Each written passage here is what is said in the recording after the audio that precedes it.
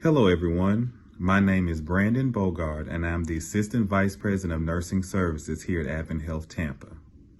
It's no secret, 2020 has thrown us for a loop. And here at AdventHealth, we keep your safety and your health as our #1 priority. And because of that, our West Florida Division Foundation has decided to cancel our annual Starlight Gala. But there's good news. The good news is we are offering a virtual auction that you can enjoy from the comfort of your home, and it's for a great cause.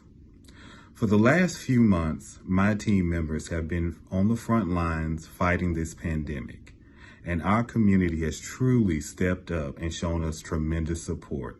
And for that, we say thank you. But there is still a lot of work to be done. This virtual auction is a way to support our Community Care Fund.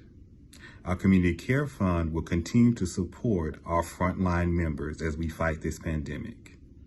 Thank you for your support.